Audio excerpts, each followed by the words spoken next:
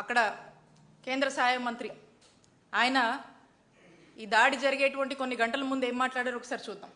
పెమ్మసాని గారు, ఈ రోజు నుంచి మీకు నిజమైన సినిమా ఏంటో త్వరలో చూస్తారు.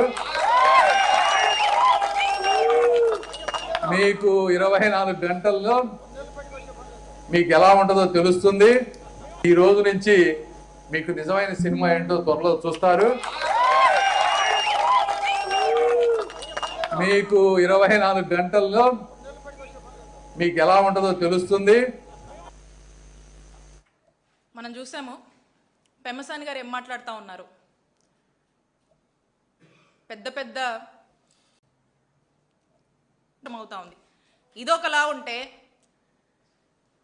ఇక మా చిలుకలూరుపేటలో అక్కడ ఎమ్మెల్యే ఉన్నాడు పుల్లారావు.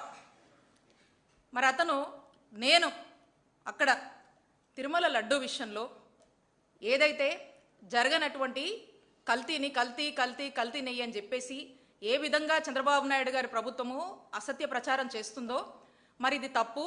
స్వయంగా మనం చూసాము. ఈ సిబిఐ సిట్ ఇచ్చింది ఏమని, దీంట్లో ఎక్కడ కూడా జంతు కొవ్వు కలవలేదు నెయ్యిలో అని చెప్పారు. ఎన్డీడీబీ కూడా అదే స్పష్టం చేసింది, there is no load detected అని చెప్పేసి, ఇందులో జంతు కొవ్వు కలవలేదు అని చెప్పి స్పష్టంగా డిటెక్టెడ్ అని చెప్పేసి, ఇందులో జంతు కొవ్వు కలవలేదు అని చెప్పి స్పష్టంగా చెప్పారు. మరి ఇది జీర్ణించుకోలేక వీళ్ళు డైవర్షన్ పాలిటిక్స్ చేస్తూ ఉన్నారు. నేను మా నాయకులతో బోయపాలెం గుడికి, అక్కడికి వెంకటేశ్వర స్వామి గుడికి వెళ్ళి అక్కడ పూజలు నిర్వహించి బయటికి వస్తే నానా రభస చేశారు. ఒక్కసారి అది వీడియో ప్లే చేయమ్మా.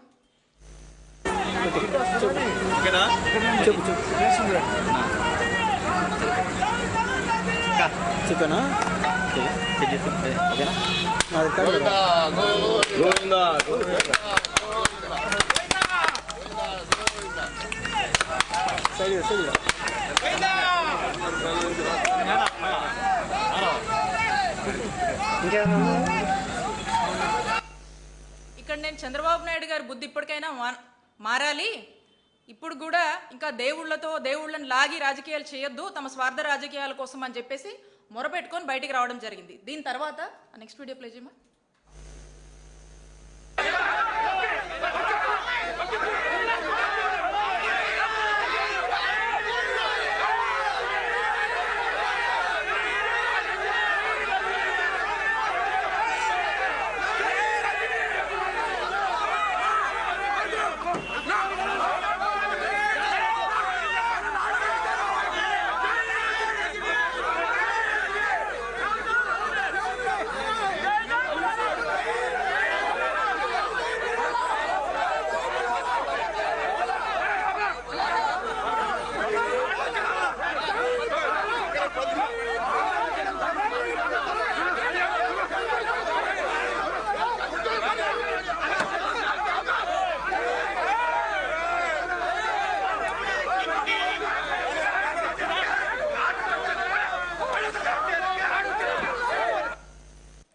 ఇక్కడ మీరు చూశారు ఏ విధంగా వందల మంది వచ్చి మా పార్టీకి నాకు వ్యతిరేకంగా స్లోగన్స్ ఇస్తూ నా కారు మీద పడి ఏ విధంగా దాడి చేస్తున్నారో మీరు ఈ విజువల్స్ అన్నింటిలో చూస్తున్నారు. ఇక్కడ విచిత్రం ఏంటంటే నేను గుడిలోంచి బయటకు వచ్చినప్పుడు వాళ్ళే బయటకు వచ్చేలోపు ఈ రభసంతా చేసి మా మీద దాడి చేయడానికి, మా కారు మీద దాడి చేసి ఇలాంటి స్లోగన్స్ ఇచ్చి ఇష్టం వచ్చినట్టుగా మాట్లాడి మా మీద దాడి చేసి తిరిగి ఈరోజు చూస్తే విచిత్రం ఏంటంటే ఈరోజు నా మీద, మా క్యాడర్ మీద కేసు కట్టారు. ఈ కేసు గురించి కూడా చెప్తాను మీకు.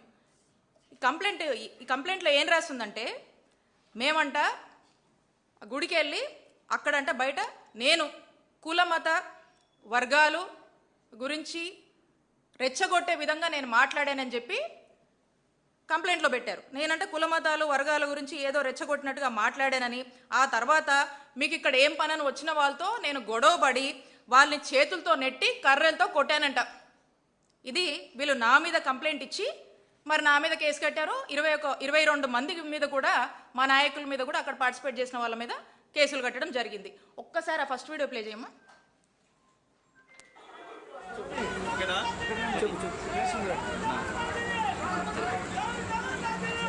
చికెనా ఓకేనా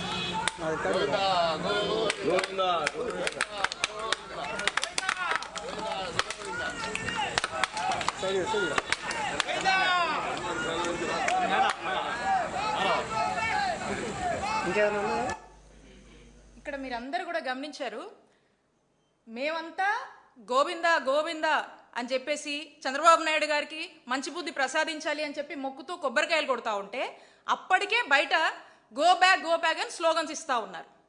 అప్పటికే కొంతమందికి జైలు కొడతా ఉన్నారు. అప్పటికే గొడవ నేచర్లో వాళ్ళంతా కూడా మా కారు మీద దాడి చేస్తూ ఉన్నారు. మేము గుడి లోపల పూజలు చేస్తున్నాం. మేము బయటికి వచ్చే లోపే ఇదంతా జరిపించి ఇప్పుడేమంటున్నారు, నేను బయటికి వచ్చి కుల మతాలు రెచ్చగొట్టేలా నేను మాట్లాడాను, నేనే నెట్టాను, మా వాళ్ళు నెట్టారు, కర్రలతో కొట్టామని చెప్పి మా మీద కంప్లైంట్ ఇస్తే ఈ రోజున మా మీద కేసు కట్టారు. తిరిగి మా వాళ్ళే మళ్ళా అక్కడ ఈ ఇన్సిడెంట్ జరిగింది అని చెప్పి మా వాళ్ళు కంప్లైంట్ ఇస్తే దాని మీద ఇంత కూడా స్పందించలేదు, దాని మీద ఏం చేయని కూడా చేయలే. అంటే గుడికి వెళ్ళి వస్తే మా మీద కేసు కట్టారు. అంటే నేను అడుగుతా ఉన్నాను చంద్రబాబు నాయుడు గారిని, నేను గుడికి వెళ్ళి వస్తే నా మీద మా క్యాడర్ మీద కేసులు కడతారా మీరు? మరి నేను చేసిన తప్పేంటి? వెంకటేశ్వర స్వామి గుడికి వెళ్ళొద్దా? మీరు చేస్తున్నటువంటి మీకు ఇంకా మంచి బుద్ధి ప్రసాదించాలని మేము గుడిలోకి వెళ్ళి మొక్కొని వస్తే తప్ప మేమెక్కడ కవిచ్చాము? మేమన్నా గొడవ చేశామా? మా మానాన్ని మేము గుడికి వచ్చాము, మేము సైలెంట్గా మా పని మేము చేసుకుని వెళ్ళుకుంటే టీడీపీ గుండాల్లాగా మీ వాళ్ళు వచ్చి ఈ విధంగా చేసి మా మీద కేసు కడతారా? ఎక్కడ పోతుంది లా అండ్ ఆర్డర్? ఏమవుతుంది? నేను కుల మతాలని రెచ్చగొట్టానా? మరి ఈ విధంగా ఇప్పటికైనా ఆ కలియుగ దైవమైనటువంటి వెంకటేశ్వర స్వామి మీకు ఇప్పటికైనా మంచి బుద్ధి ప్రసాదించాలని కోరుకుంటున్నాను. మీరు వెంకటేశ్వర స్వామితో పెట్టుకుంటున్నారు.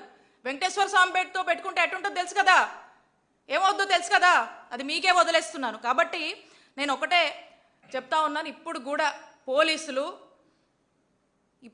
పోలీసులు మేము ఇచ్చినటువంటి కంప్లైంట్ మీద రెస్పాండ్ అవ్వలేదు. నేను ఇదంతా ఎందుకు చెప్తున్నానంటే రాష్ట్ర పరిస్థితులు ఎలా ఉన్నాయి అని చెప్పడానికి ఉదహరిస్తూ ఉన్నాను. కాబట్టి